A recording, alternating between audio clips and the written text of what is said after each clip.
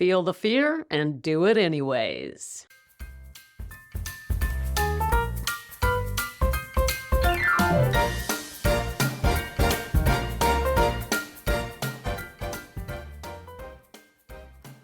Hello, gals, and welcome to Sober Living Snippets, where we live alcohol-free so we can heal those relationships, feel youthful again, and ditch regret and shame. Hey, I'm Becca Jacobson, and I have a snippet for you. Today is super excited. We are looking at the classic self-help book, Feel the Fear and Do It Anyway, by Susan Jeffers, PhD. Someone gave me this book back in 1998, and I recently found it on the bookshelf, and I thought, this is really, it's interesting. You read a book from one perspective in life, a place you're at in life, and you approach the same book from a different place in life, and you see different things, right? But I'll tell you one thing about this book. Its relevance to our path to sobriety is profound, because the longer I do this work, the more women I meet, or I'm able to look back on my own journey, and the more sobriety I have, the more I see that this is the key, the linchpin, the fear. It's fear. I talk to women who want to quit drinking, who are tired of their lives, who are wore out from the battle, and yet still hesitate. Why? Fear. That's what kept me from reaching out all those years. We don't know how to handle our emotions. We don't know how to cope. What about this? What about that? We're racked with fears. And what's really interesting, not all of us are even aware of it. When I went to that treatment center in 2018, one of the questions that came up when I was with the counselor that they had given me, she asked me to make a list of my fears. And I went back to my room, and we were going to meet again in a couple of days. And I thought it over, and I pulled out my journal, and I came back to our next meeting, and she said, well, what are your fears, Becca? And I said, I'm not afraid of anything. I believed it. I actually believed that I had no fears.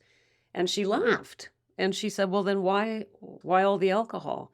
So I had to go away and think about it some more. And I tried to lie to myself. I tried to say, I like alcohol. I like it. It's who I am. It's what I do. But then, sooner or later, we got to face the truth. And there I was. I had almost destroyed my career. My health was in ruins. It just, my life was a disaster. I couldn't lie anymore. And so I had to ask myself, what am I afraid of? And I knew that I was afraid of facing life without alcohol.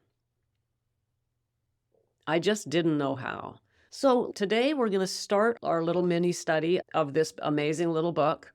We're going to continue the study of this book through the next 4 Mondays, because I have other things I want to talk to you about. So we're not going to do this every day in a row. This book study is going to be 4 Mondays in a row. So we're going to start today. And today we're doing the introduction in chapter 1. There's only one thing I want to share with you from this introduction. So, by the way, if you're new around here, welcome to Snippet Land. I am a former English professor, and that's why I like bringing books to the show now and then. Because, hey, gals, I might seem like I know it all. Some days I think I know it all, but it turns out I don't know it all. So I am not going to read this book to you from cover to cover. I'm barely going to read any of this book to you. What I am going to do is point out the key pieces, the key quotes that I think are really important to our journey, having spoken with so many of you and being one of you, and help you to see how you can apply that piece of the book in your life.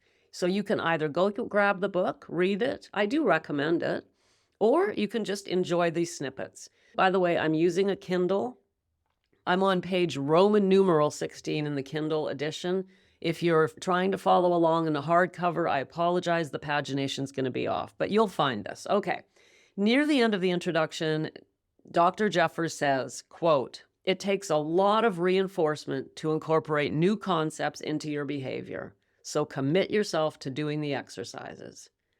Bam. Let's just stop right there. Regardless of what exercises she's going to bring us, regardless of anything else she says in this book, this quote right here is all about our journey. This is why I have women come and work with me. This is why women join me. This is why we spend so much time together, because it takes a lot of reinforcement to incorporate new concepts into your behavior. And I think we know that on some level, but on another level, we think, well, okay, got it. Yeah, got it. Especially if we are in the habit of surface dwelling.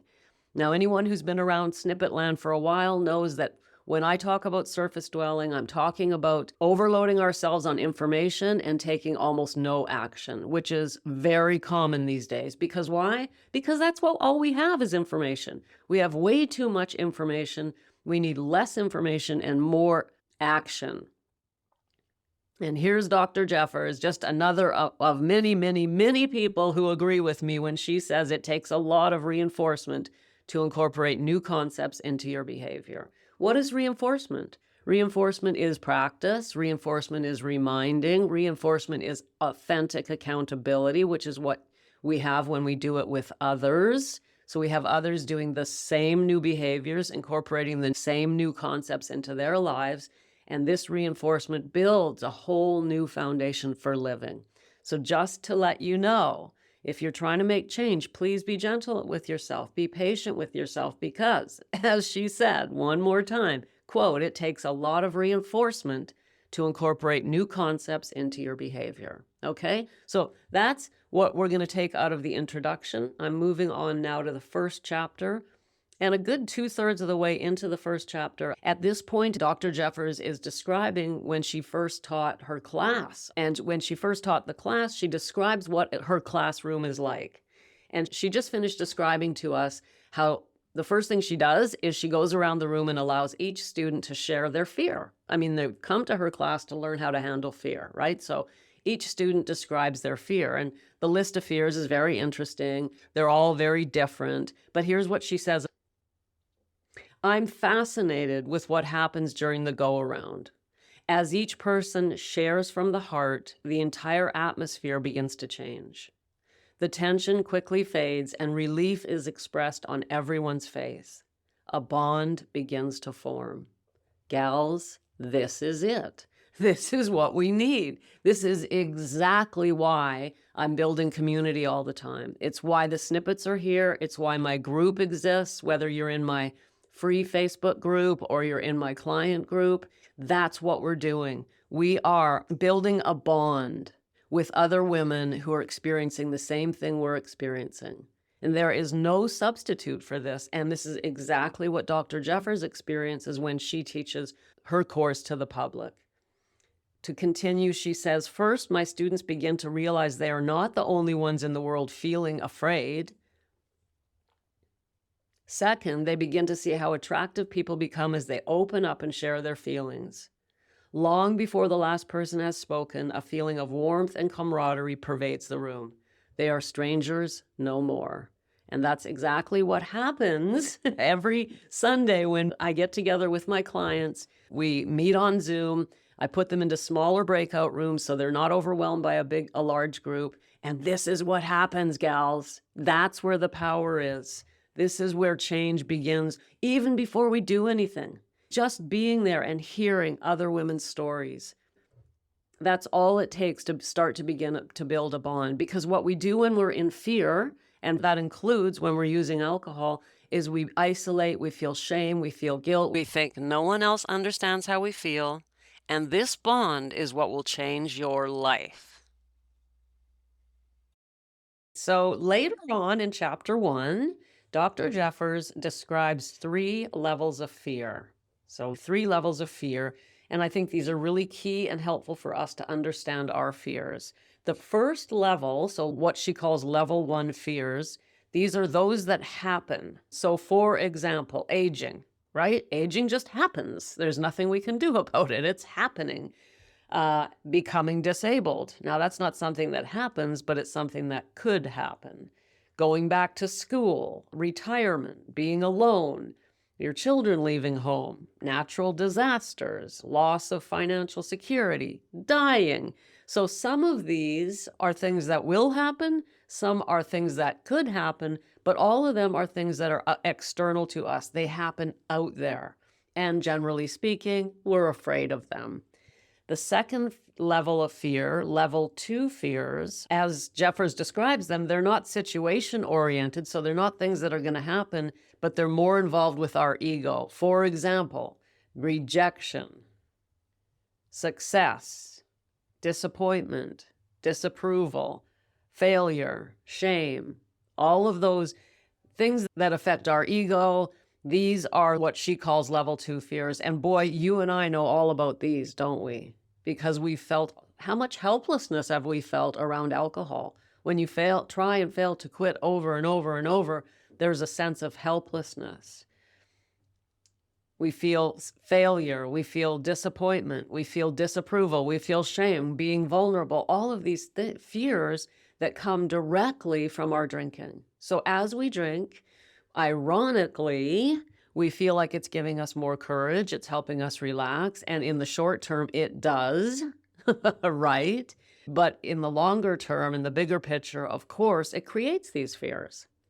We wake up the next morning, we've added extra fears into our life because we drank the night before. So sure, it might give us a little bit of social courage, might give us a little bit of relaxation, but it's not worth it. It's not worth the price we pay to get involved with these level 2 fears that have to do with an inner state of mind rather than an external situation. So we've got level 1 fears, which are things that happen outside of us, level 2 fears, which are internal feelings, and then level 3 fears. This is a quote from the book. She says, level 3 gets down to the nitty-gritty of the issue, the biggest fear of all, the one that really keeps you stuck. Ready? Level 3 fear is, I can't handle it. The basic fear underneath all of these fears, as Jeffers points out, is just the thought in the back of our mind somewhere, even if we don't acknowledge it, that whatever's going to happen to me, I can't handle it. I won't be able to step up to the plate. I won't be able to do whatever I need to do to live through, survive either a situation or a feeling. I can't handle it. That's the level 3 fear. And according to Jeffers, it is the fear. The underlying fear, the only fear, really. Here's a quote. She says, at the bottom of every one of your fears is simply the fear that you can't handle whatever life may bring you. Isn't that amazing? Especially if you think about, well, that's great. Then I don't have to deal with a whole list of fears. I just have to deal with this one fear.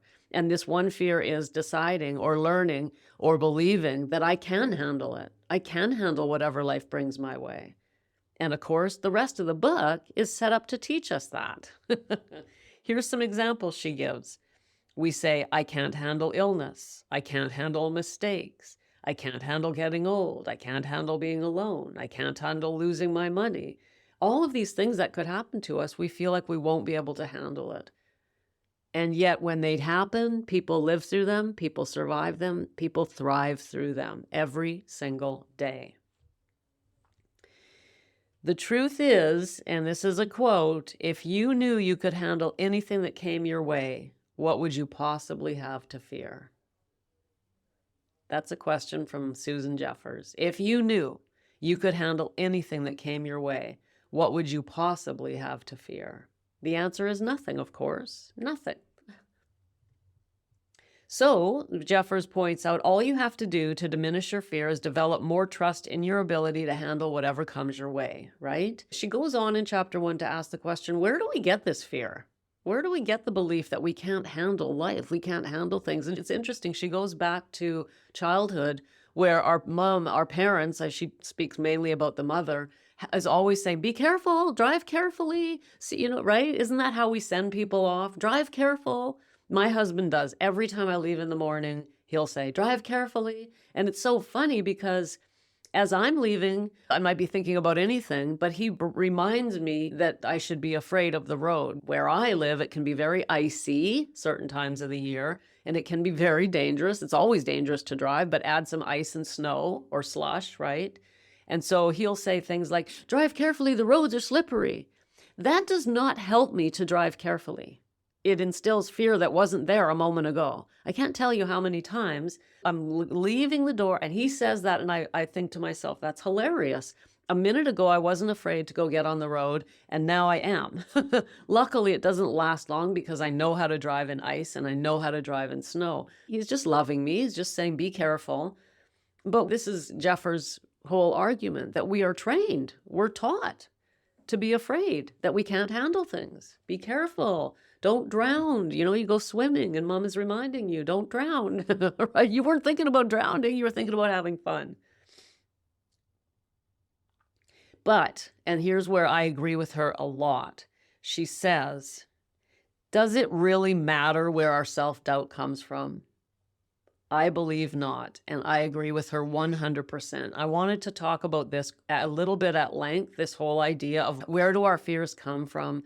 Where does our desire to drink originate? Where does it come from? Why do I drink? Who started it? My dears, it doesn't matter. Women ask me this a lot, right? I understand the need or the desire to get a better handle on where to start, but that's a waste of energy in my view. To spend time trying to figure out where it all started is a waste of energy. Instead, let's start from today and find the solution to this problem we find ourselves in. And this is exactly what Jeffers says here. And that's one of the many reasons I really like this book. So to continue, still in chapter 1, she says, it is often impossible to figure out what the actual causes of negative patterns are, and even if we did know, the knowing doesn't necessarily change them. I believe that if something is troubling you, simply start from where you are and take the action necessary to change it. Yay, Susan Jeffers. I couldn't agree with her more. If you've been trying to figure out what caused you to get where you are today, if you're struggling to give up alcohol and you're trying to figure out why, let it go. Instead, do a 180 and look for the solution. How am I going to solve this problem? What is the best pathway for me to get this thing taken care of so I can stop wasting my precious time, my precious life? As Jeffers says, you don't have to scatter your energy wondering why. Yes, I agree with that. So, chapter 1 ends with a very beautiful affirmation. Here's what she says. Whatever happens to me, given any situation, I can handle it. That's the affirmation she gives. Now, those of you who know me know I'm not a super big fan of positive affirmations as they're done traditionally because generally speaking, they don't work, but that's okay. It still would be a great idea if you're not reading this book and you're following along, pull out your journal today, gals, and write down in your journal, whatever happens to me, given any situation, I can handle it. Now, I want you to write that down, not necessarily because you believe it, but because it's a belief you can start to think about. You can decide whether or not you want to adopt that belief, and you can begin to work with that belief, because we change our beliefs by first deciding what we want to believe. Well, actually, first by recognizing unhelpful beliefs, and then second, choosing what we want to believe instead, and then working on those over time to make them real beliefs that sink down into our being and then change our behavior. So if you're interested in starting to make a change, write down this quote. Whatever happens to me, given any situation, I can handle it. That's what Jeffers leaves us with, and that's what I'm going to leave you with, encouraging you to write those words down, put them in your journal so that you can begin to consider that your fears are all based on the foundational thought that I can't handle it, or I won't be able to handle it. That's a lot to think about today. That's a big, fat, juicy snippet for you. And before I go, I just want to remind you that I have in my arsenal Sober Living letters. These are letters I send out once a week. So if I don't have your email, you're missing out. The Sober Living letters are a supplement to the snippets. If you would like to receive email from me that has nothing but helpful information, go to the show notes and tap the link that says Sober Living letters, and I will start sending you supplements to your daily snippet. I appreciate you. Thanks for coming. And we're going to continue our study of Jeffers' book next Monday, April 7th. We'll continue with chapters 2 and 3 in Feel the Fear and Do It Anyway. See you tomorrow. Thanks for popping in. Be sure to come back tomorrow so we can keep your head on straight. Sending you buckets of love.